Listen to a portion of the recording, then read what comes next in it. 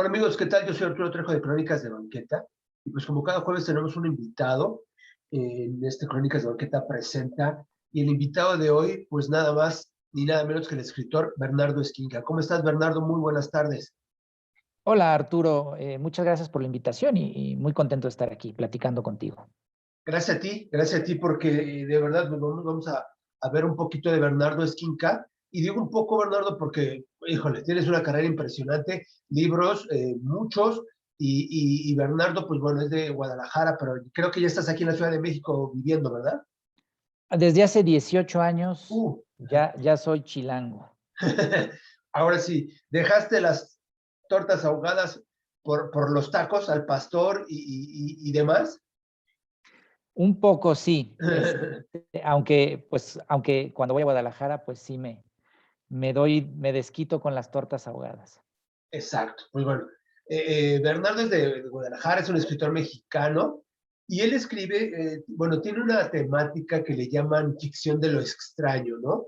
Porque mezcla ahí varios géneros, el policíaco, el fantástico y el de terror. ¿Qué te da por escribirte todo este gama de géneros? Aparte, bueno, sus libros son novela, cuento y ensayo. Pero ¿qué te da por escribir acerca de, no sé, como de lo fantástico, del terror y de lo policíaco? Ujú, pues mira, es algo que yo le llamo que es de defecto de fábrica, ¿no? O sea, de nacimiento, pues desde pequeño siempre me sentía atraído por lo macabro, por los misterios. Desde los primeros cuentos que empecé a escribir a los 8 años ya iban con esta intención, ¿no? Entonces, pues, yo sí creo que es algo que uno tiene pues de nacimiento, es una vocación, ¿no? Hacia el lado oscuro, hacia indagar qué hay ahí en esos abismos. Y bueno, claro, conforme vas creciendo y vas, bueno, encontrando maestros o encontrando lecturas, encontrando, etcétera, pues ya nomás lo vas afinando, lo vas perfilando, pero ya es algo que uno trae, ¿no? Yo me encerraba en Guadalajara a ver las películas del Santo siendo muy niño, ¿no? Entonces, crecí con el cine slasher de los años 80, Viernes 13, Halloween, Pesadilla en la calle del infierno, veía La dimensión desconocida, veía en la tele, ¿no? Alfred Hitchcock Alfred presenta. Hitchcock.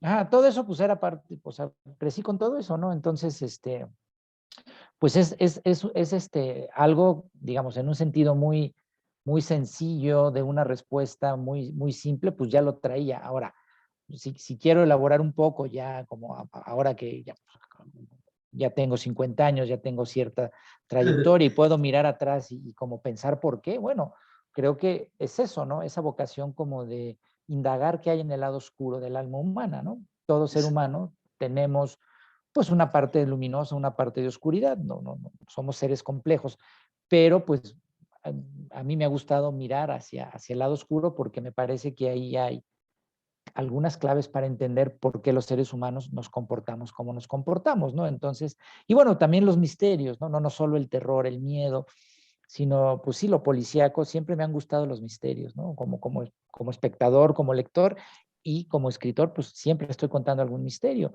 Y Claro. siempre me ha gustado mucho esta mirada muy a la David Lynch, que es pues el gran gurú de mi trabajo, a pesar de que es básicamente un cineasta, aunque es un artista muy completo, pinta, toma fotografías, escribe también, en fin, ¿no? Exacto.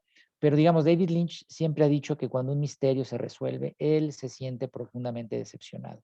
Un misterio resuelto cancela la imaginación, un misterio abierto permite que la imaginación siga girando. Entonces, bueno, es un poco como lo que yo siempre he intentado con mis cuentos, con mis novelas, construir estos misterios que no se resuelven del todo para que la mente Dejar algo.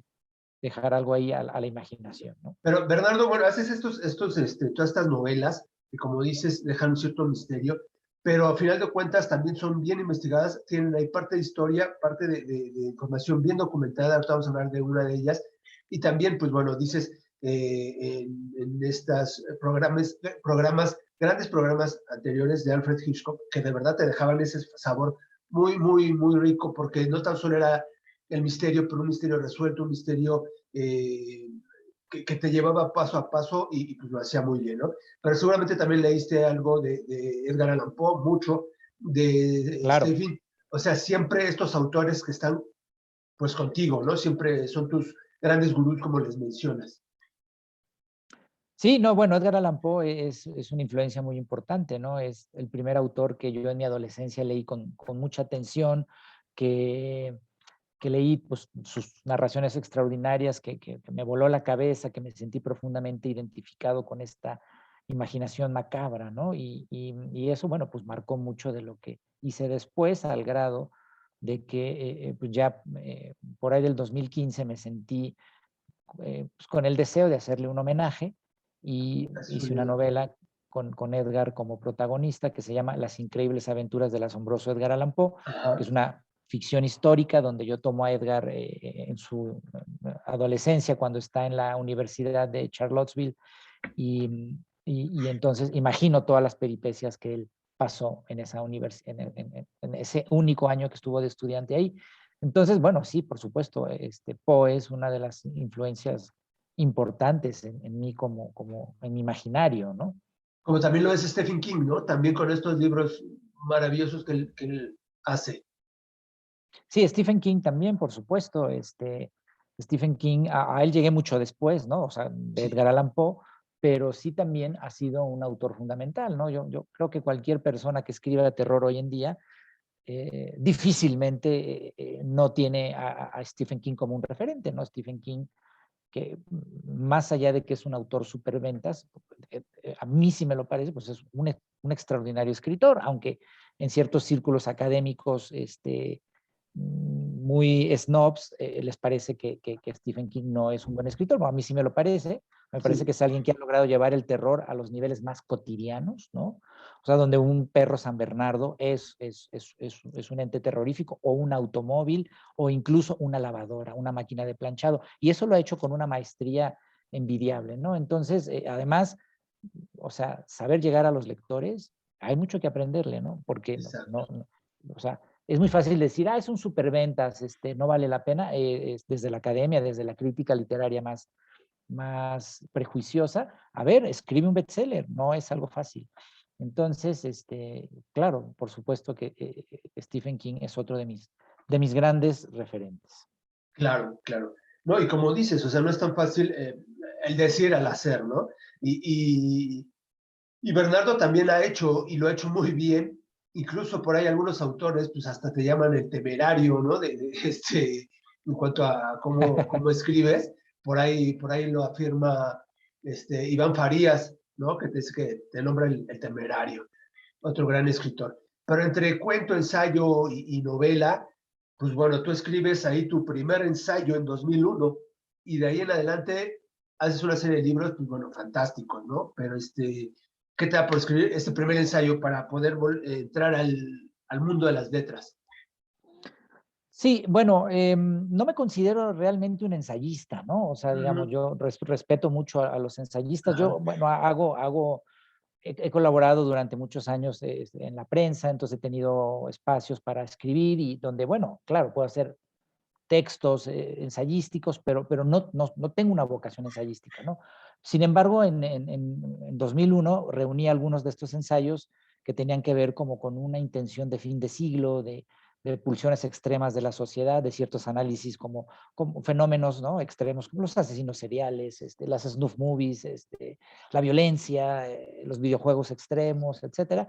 Y publiqué este libro que a lo mejor en su conjunto pues ya sí es como un ensayo, ¿no? Una propuesta sobre pues, la visión de fin de siglo de ese momento, como del lado oscuro, ¿no? De la sociedad, que se llama Carretera Perdida, Exacto. que ya es como un libro de culto porque es inencontrable, pues, o sea, a eso me refiero, Sí. y que publicó Nitro Press en el 2001, ¿no? Y digo, desde entonces he seguido escribiendo pues muchos artículos más cuando me invitan en suplementos, en revistas, en otros espacios, y he ido conformando otro libro que podemos llamar que también será un poco pues de ensayos breves, pero ese no tengo ninguna prisa y se está cocinando y te digo, es más, lo que sí he pensado, o sea, lo que sí he pensado ahora es que Carretera Perdida sí está muy fechado, ¿no? Por este fin de siglo y Exacto. fueron textos hechos como que ya a estas alturas pues pueden parecer caducos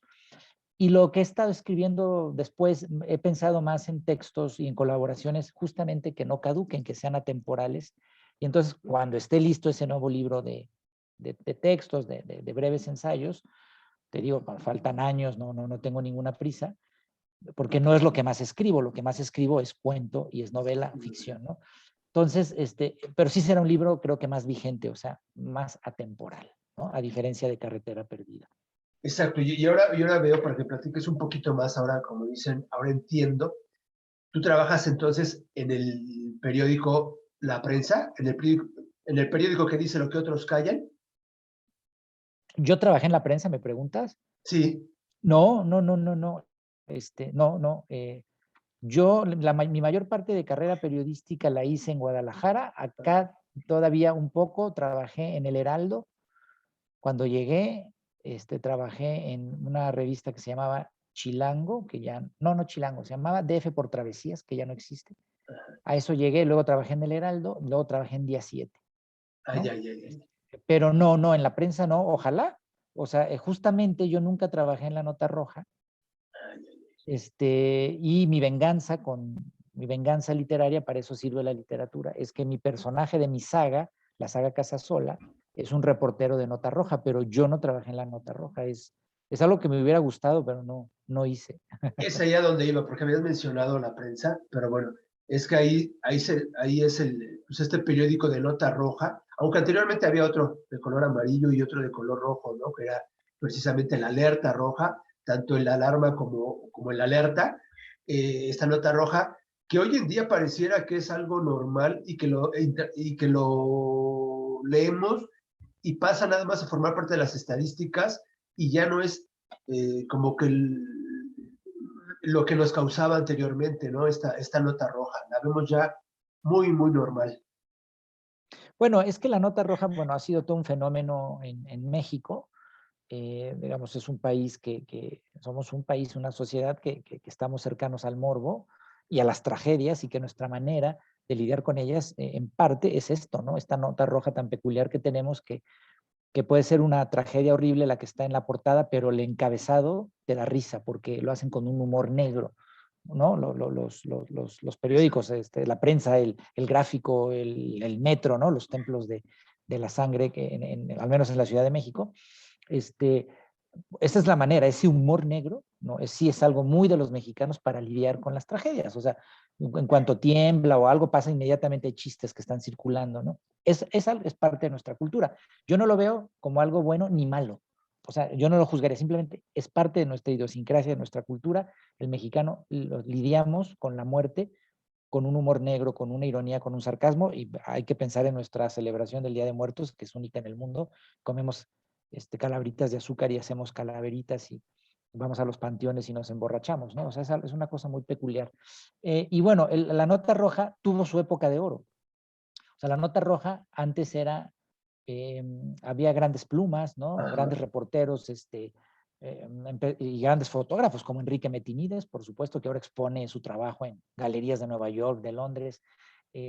Reporteros importantes, ¿no? Como el Güero Telles, José Ramón Garmabella, muchos otros, ¿no? Y escritores importantes que hicieron Nota Roja, como José Revueltas, como Luis Espota, como Elena Garro, llegaron a hacer en sus inicios a hacer reportajes de Nota Roja. Entonces la Nota Roja en su época dorada con el Alarma y con otros periódicos, los populibros, La Prensa, etcétera, eran antes reportajes más serios, más, ¿no? Iban al fondo de las cosas. Fue una época dorada, mucho mejor escrita, mucho mejor investigada. Esto fue cambiando, fue empobreciéndose.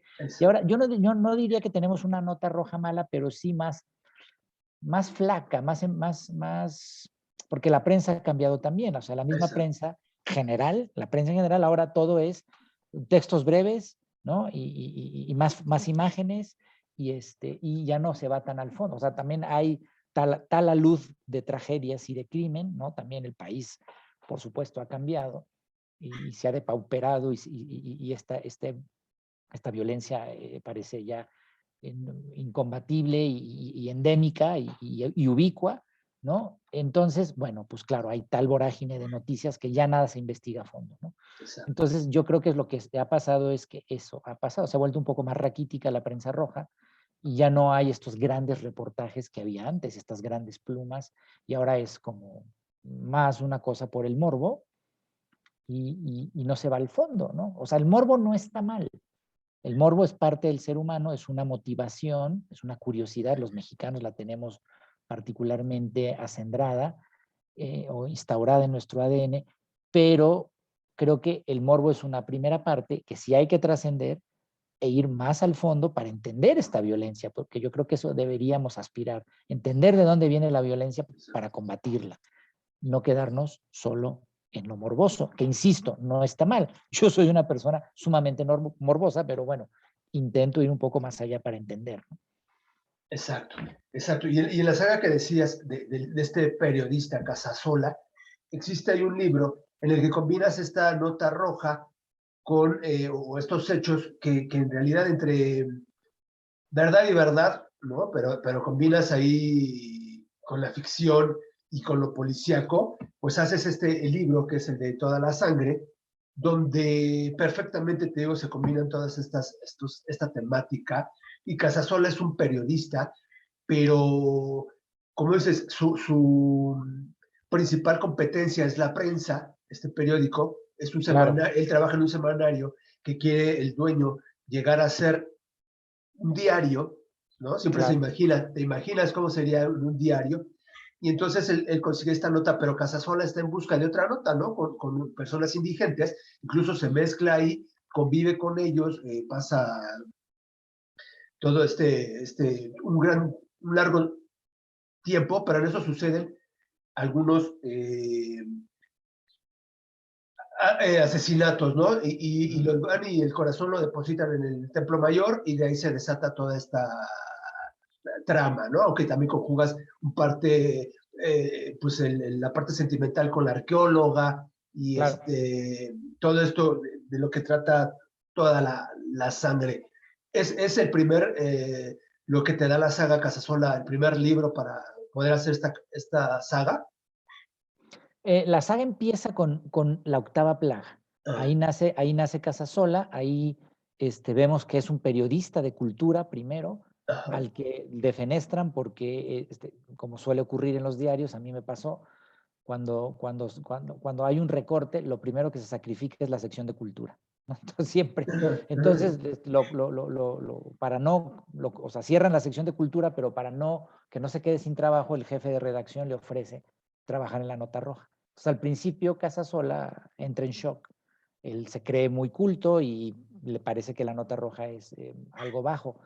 Sin embargo, vamos viendo su transformación, no solo a lo largo de la octava plaga, sino de toda la sangre, en un reportero de nota roja que se convence del género y entiende las posibilidades y la potencia que puede tener ser un reportero de nota roja, ¿no? Pero sí, la primera de las 4 novelas que van publicadas hasta ahorita es la octava plaga, ahí lo vemos enfrentar su primer reto, su primer misterio, y luego es Toda la Sangre, luego es Carne de Ataúd, que es como una precuela que se va al Porfiriato con el abuelo, que también era un reportero de nota roja, el abuelo de Casasola, Ajá. y luego Inframundo, que es el cuarto volumen, y próximamente saldrá un quinto, ¿no? Ahí va esta saga de este periodista de nota roja. Exacto, que es de verdad, amigos, muy entretenida, porque como dices, combinas la parte histórica, datos históricos relevantes, muy interesantes, ¿no? Porque se va combinando estos serie de asesinatos y ellos tratan de averiguar, y pues el asesino pareciera que conoce estos rituales ancestrales, ¿no? Y entonces entran en esta trama, y de verdad que es muy interesante.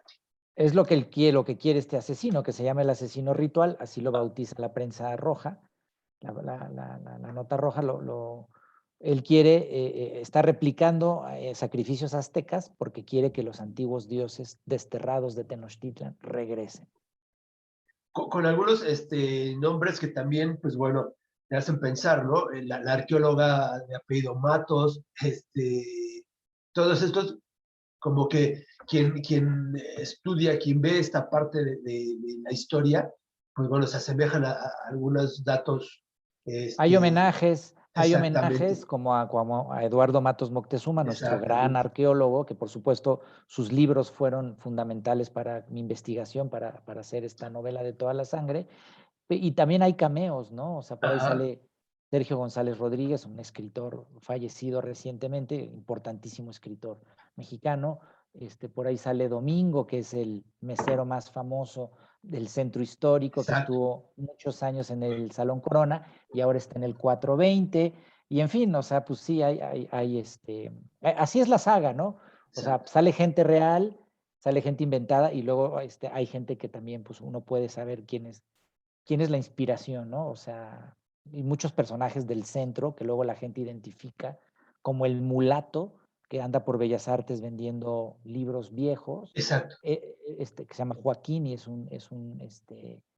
un cubano, sale en Inframundo, sale como un ente malévolo que vende grimorios, ¿no? Que vende libros y malditos y letras bonitas, pareciera, muchas ¿no? veces me lo he encontrado yo él en el Palacio de Bellas Artes. Ahí Ah, anda, ahí allá anda, afuera del Palacio de Bellas Artes, es verdad. ¿Él lo con sabe su, que está dentro de esta saga? No, no lo sabe. Yo un día, o sea, yo lo veía y lo veía y cuando lo decidí hacer personaje, no quise hablar con él porque yo quería inventar a mi propio personaje. Ya cuando salió Inframundo me lo volví a topar y me le acerqué y le compré por primera vez un libro. Le compré las novelas ejemplares por supuesto, pues el autor del Quijote, Cervantes. desde Cervantes, Es las Cervantes. novelas ejemplares. Ajá. Y platiqué brevemente con él y le dije, pues no le dije, pero, o sea, es que no iba a tener esa petulancia. O sea, no le dije, yo hice una novela en la que sales, pero le dije, oye, leí una novela en la que sales. Y me dijo, porque es muy simpático, me Sí. dijo, también acaban de hacerme, salgo en un documental. Me dice, estoy de moda. ¿No? Y entonces le pedí que posara, le tomé una foto que luego subí a mi Instagram y así posó con los brazos arriba y es todo un personaje, ¿no? Pero entonces Exacto. estuvo bien porque, o sea, ya que yo inventé a mi personaje, ya lo pude conocer y no me vi influido por una cosa más real, ¿no? Porque incluso Joaquín aparece en la novela todavía inédita que va a salir este año, que es la quinta saga, aparece todavía en un protagonismo mucho más fuerte y entonces ya es mi personaje, no es el Joaquín real, ¿no? Exacto, exacto. Y muchos de los lugares del centro histórico, como mencionas, también ahí están ubicados, ¿no? Como el Salón Corona, como muchos Muchas otros cantinas, sobre todo en Toda la cantinas. Sangre, es un mapa ahí, es como lo que le llamamos en el periodismo la crónica de color, o sea, sobre todo como la primer parte de la novela es muy importante todo el centro histórico, las cantinas que se recorren, todo lo que se menciona, hay mucho como de esta crónica de color, los indigentes que están por ahí, Sí, muchos de ellos reales, bueno, no muchos, todos los que menciono, hay como Rigo Santana, que no es un indigente, sino es un músico multiinstrumentista, o un mudo, un como mudo que, no mudo, sino como que es como que tiene síndrome de Tourette, que está diciendo maldiciones todo el tiempo. mm, Por ahí andaba, ya no lo he visto, y este que sale con su saco raído como de leopardo y que canta una canción que no se le entiende nada. Todos esos, o sea, para quien sea habitual del centro histórico, los va a identificar porque ahí andan. exacto. Y para eso mismo, ¿cómo te documentaste? ¿Estabas tú, eras, pues, vamos a pensar, el mismo Casasola, inmerso ahí con ellos y irlos conociendo, irlos viendo Es que mira, yo he vivido en distintas en etapas el de, centro? de- de- Exacto. de- de estos 18 años en el centro histórico, he vivido en distintos lugares y luego también trabajé muchos años en el MUNAL, en el Museo Nacional de Arte. Entonces, pues era mi hábitat, o sea, yo andaba siempre ahí en esas calles, en esas cantinas, en esos recovecos, en esos callejones y me topé con todos estos personajes, ¿no? Entonces, ahora sí que irlos incorporando de manera natural, ¿no? Pero digamos, era mi barrio, pues lo sigo sintiendo. O sea, yo cuando voy ya no, vivo en La Doctores ahora, que también es un barrio Es otro. céntrico Ajá. muy peculiar, pero digamos, si yo voy al centro, me sigo sintiendo en casa, o sea, me sé mover, sé dónde andar y conozco a mucha gente ahí, entonces es mi casa, me siento bienvenido ahí siempre.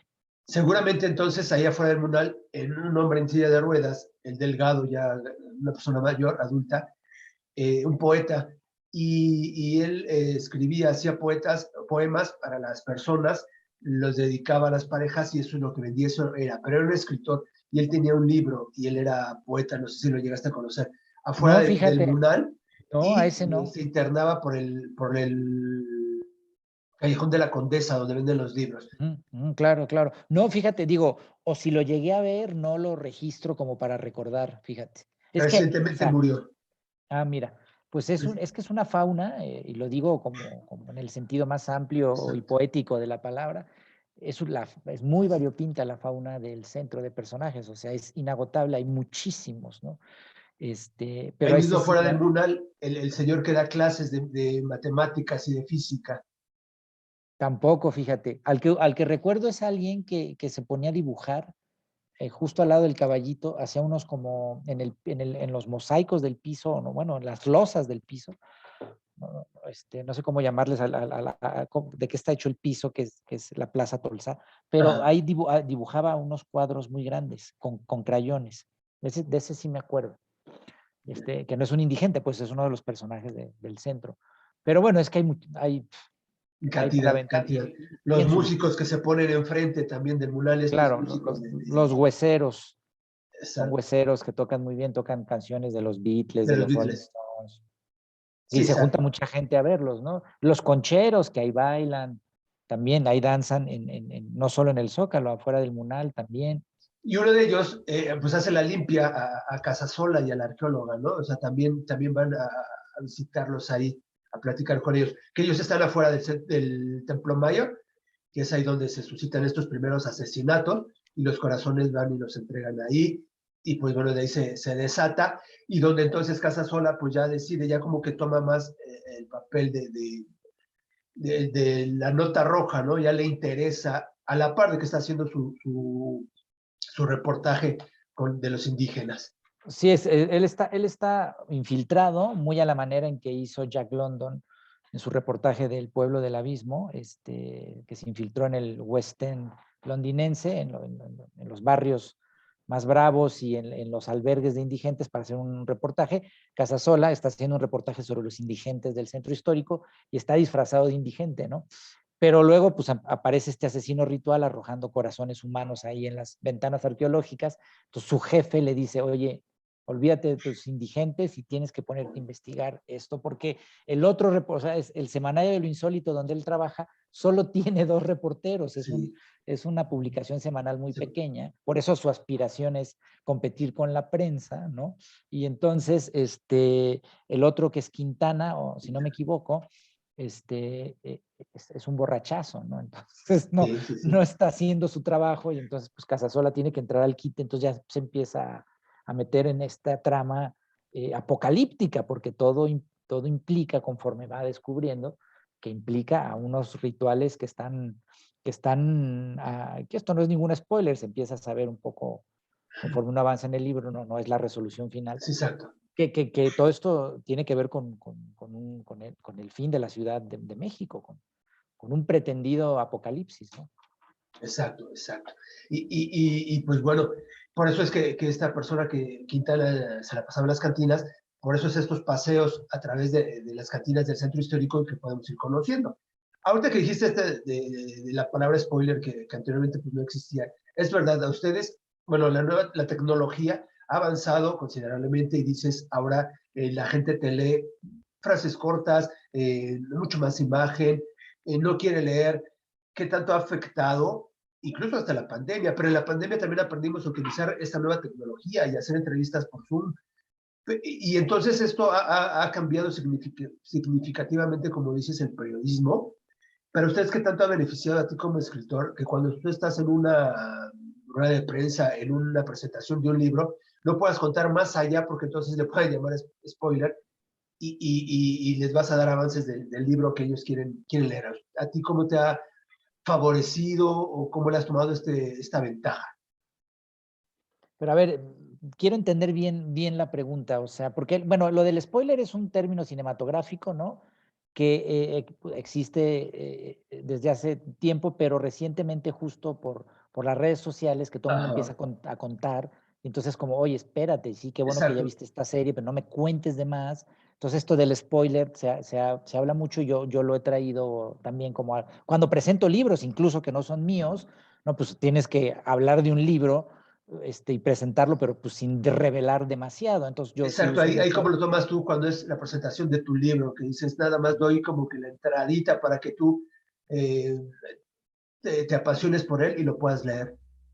Sí, digo, funciona para todo, ¿no? Para cuando me toca presentar un libro mío o un libro de alguien más, pues el chiste justo es hablar de eso, interesar a la gente, pero sin revelar las claves, porque, pues, sobre todo cuando eres un narrador que mezcla terror con policíaco como yo, pues sí hay misterios, ¿no? Entonces, pues sí, no hay que revelar mucho, ¿no? Entonces, digo, pienso en estos críticos de cine que lo que hacen es contarte la película y ya dices, oye, Sí, no, pues no me cuentes la trama, esa yo la voy a ver, mejor háblame de otras reflexiones que te despierta la película, no sé, ¿no? Entonces, pues esa es la idea, ¿no? No, pues hablar no sé, por ejemplo, pues al presentar toda la sangre, bueno, pues hay un asesino ritual, quiere que regresen los antiguos dioses, Casasola pues debe enfrentarse a él, pero pues no puedes decir más allá de la trama.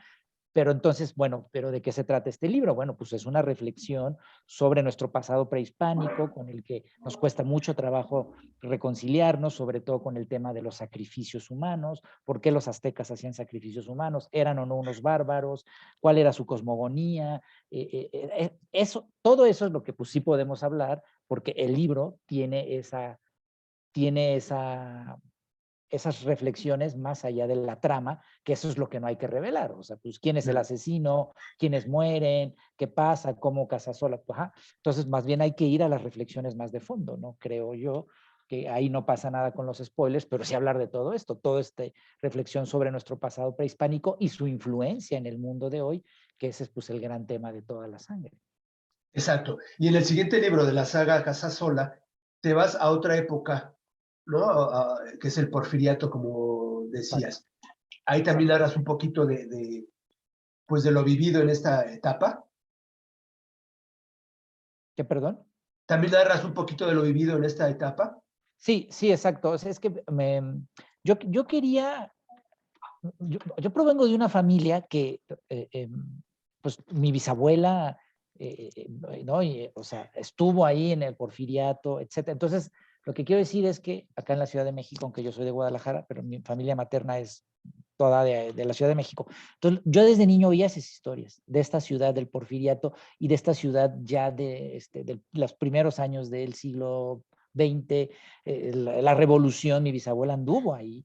O sea, mi bisabuela le tocó en su niñez el porfiriato, pero ya siendo una adulta, le tocó andar de Adelita en la revolución, ¿no? Entonces, esta ciudad y estas cosas que se contaban desde siempre en mi familia, pues yo no las viví, entonces yo quería averiguar cómo era esa ciudad y ese mundo que yo no viví. Entonces, me quería trasladar al porfiriato, que además es una época que me fascina porque siento que es justo el momento en el que nace la Ciudad de México como la conocemos y el país como lo conocemos, ¿no?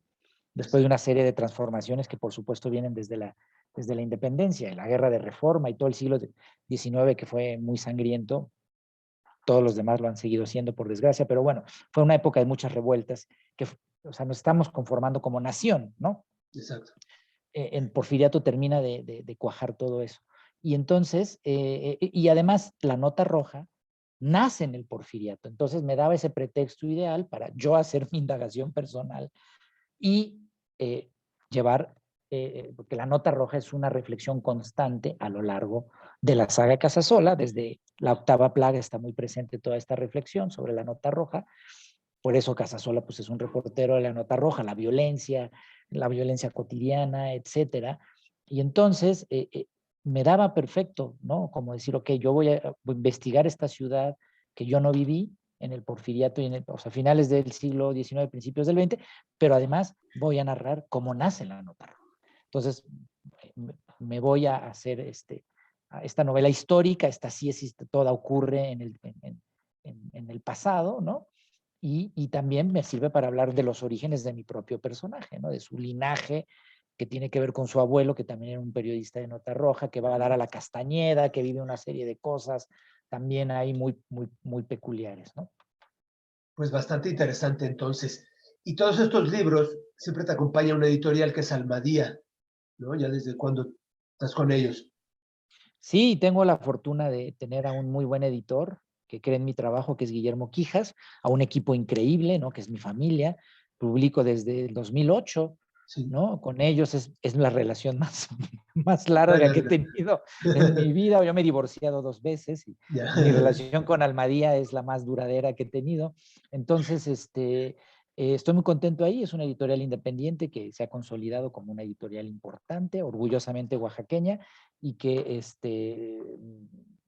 siempre que saco un libro, pues hay un muy buen trabajo de edición, de corrección, de lanzamiento, de promoción, etcétera, de presentaciones, y bueno, pues estamos muy contentos de ambas partes publicando con Almadía. Es mi casa, es mi familia, y es la casa de todos, de mis escritos, ¿no? Exacto. Y en 2017 ganas un premio Premio Nacional de Novela Negra por el libro Las increíbles aventuras del asombroso Edgar Allan Poe, precisamente el que nos decías. Esto fue un poquito antes de la pandemia, en el 17. Sí, tuve esa fortuna de que esta novela, que es una novela policíaca, a final de cuentas, una novela de aventuras también de Edgar Allan Poe, como ya había comentado, cuando está en la universidad y roba cadáveres, se bate en duelo, que es lo que hacían los alumnos, jugaban a las cartas, era como un antro por la noche, en los cuartos de los estudiantes metían prostitutas, atentaban contra los maestros, hacían mascaradas, o sea, todo esto pasaba en verdad en la Universidad de Charlottesville, y ahí hice mi investigación. Entonces, bueno, si Edgar pasó un año ahí, pues seguramente hacía también todo eso, y eso además marcó su imaginario, ¿no? Entonces, ese es como el juego, la teoría, la apuesta de esta novela, que es muy lúdica, y ganó el premio Otra Vuelta de Tuerca, el Premio Nacional de Novela Negra, que se da en Querétaro, y es un libro que además trae ilustraciones de Mario Riviere, que es un ilustrador español espectacular. Y es un libro de aventuras, es un libro que pueden leer grandes y chicos. También tiene esta también parte como de aventuras que los jóvenes pueden leer muy bien. Y era mi homenaje, como te decía, a Edgar, a mi maestro Edgar. Yo ya no le puedo decir Edgar Allan Poe, porque para mí ya es Edgar, o sea, pues ya lo conocí de manera muy íntima, al hacer esta novela. Y en el 21, en 2021, también este año sí fue muy marcado por la pandemia, estás nominado a otro premio también por tu relato, señor Ligotti. Sí, fíjate, eso fue una sorpresa. El señor Ligotti es un libro que es un cuento que sale en un compendio de cuentos mío que se llama El Libro de los Dioses, que salió en 2021, publicado por Almadía, pero antes había salido en una editorial pequeña, estadounidense, independiente, que se llama Valancourt Books, que están en Virginia, Ajá. curiosamente, también los territorios de Edgar Allan Poe, porque ahí estaba la Universidad de Charlottesville, estaba en Virginia, y ahora es la muy prestigiosa Universidad de Virginia. Y bueno, esta editorial de Virginia, que se llama Valancourt Books, publicó un libro que se llama The Valancourt Book of World Horror Stories, ¿no? Historias de todo el mundo, de distintos países. Me pidieron un texto, me lo publicaron, que es el señor Ligotti, lo tradujeron, y luego el editor lo mandó a este concurso, que es muy prestigioso para la literatura de terror, que se llama el Shirley Jackson Award.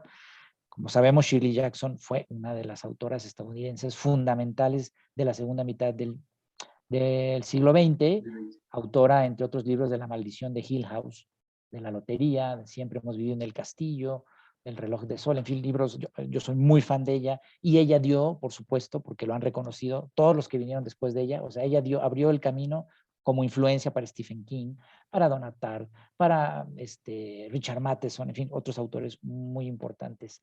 Entonces, este premio pues es muy prestigioso, y ellos presentaron todo el libro, como porque también se pueden nominar antologías como tal, pero lo que nominaron fueron 2 relatos de esta antología, uno de un autor finés y el mío, ¿no? Entonces, pues fue una sorpresa porque pues, yo ni sabía que estaba concursando.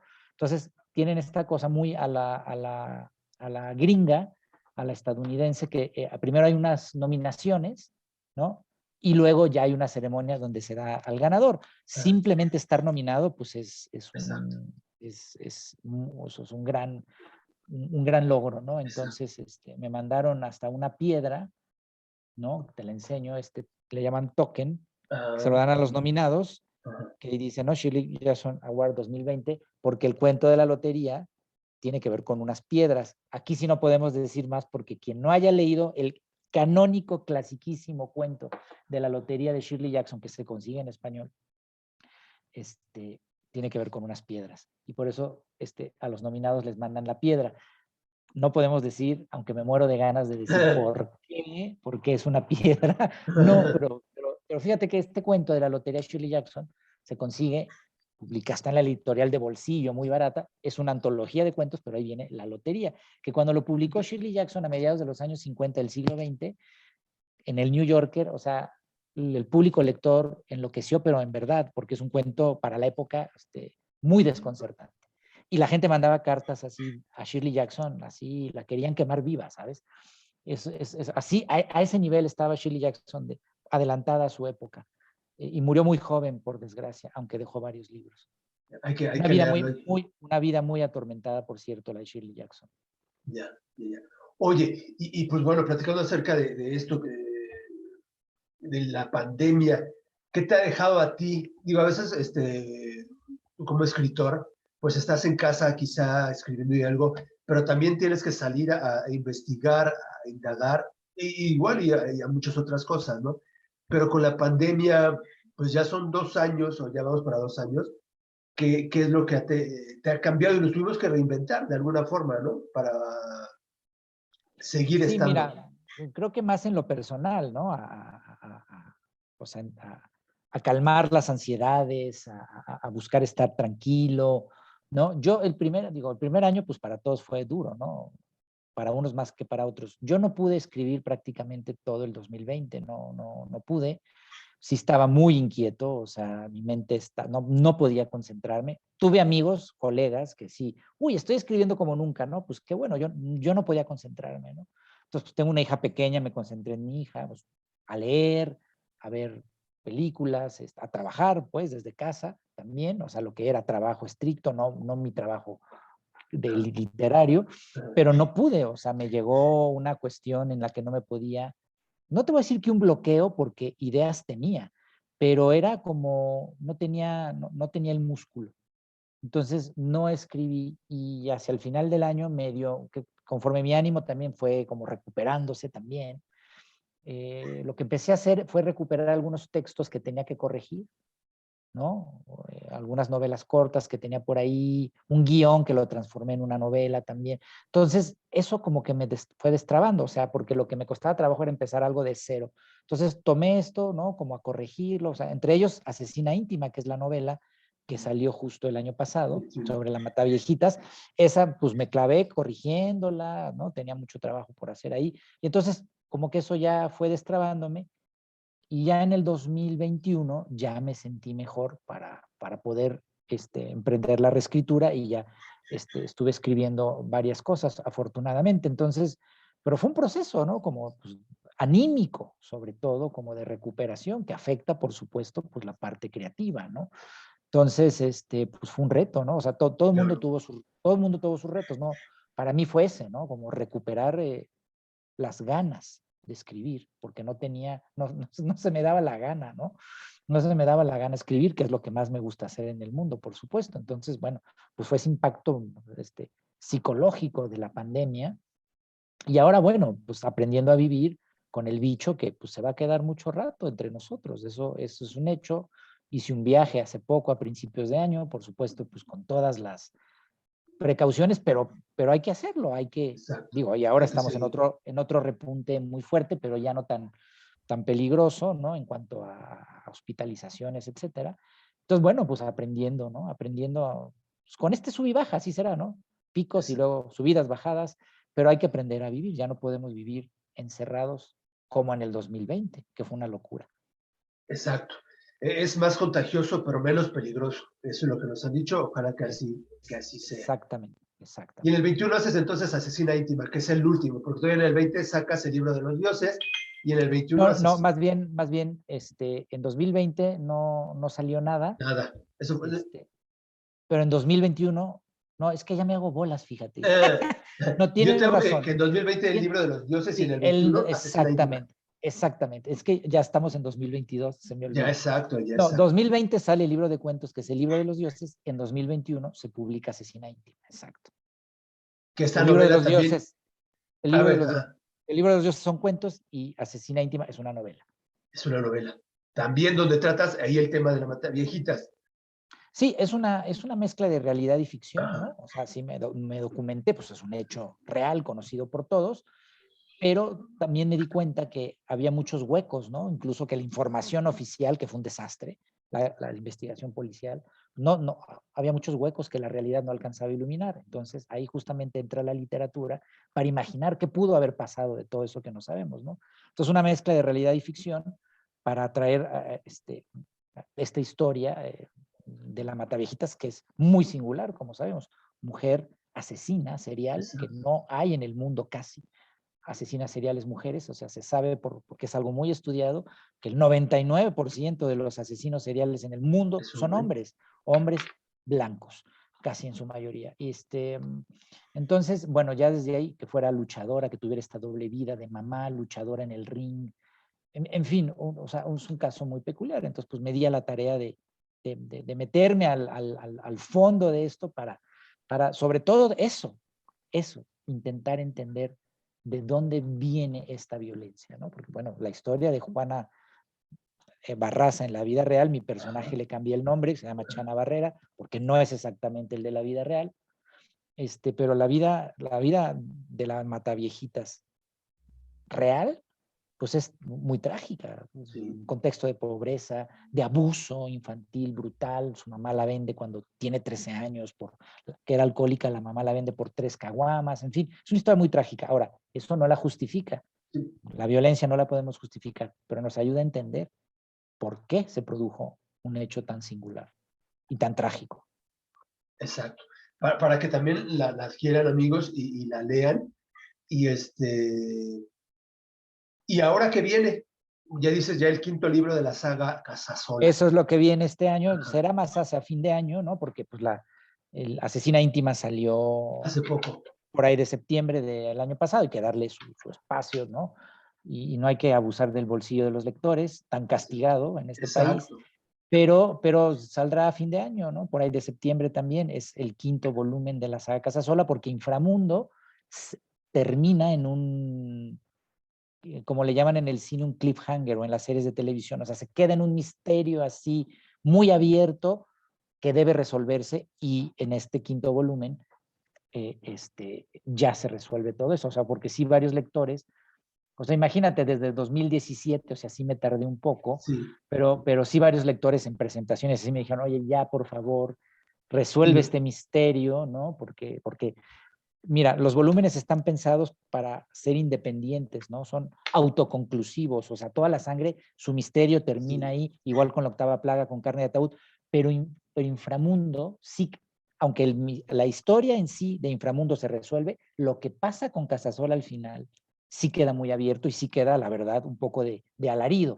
Entonces, acá ya me doy a la tarea de resolverlo, y entonces, pues ya, sí se lo debía a los lectores. Digo, se lo debía a Casasola, para empezar, porque pobre lo dejé en una situación muy complicada, y ya esto, pues, ya se resuelve, aunque lo meto, por supuesto, en otros vericuetos. O sea, el pobre de Casasola no descansa, no puede descansar.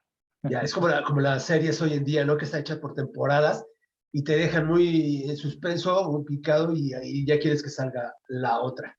Sí, con Inframundo sí pasó eso, y entonces es toda una nueva historia, el quinto volumen, pero sí se responden cosas que quedaron en duda en Inframundo.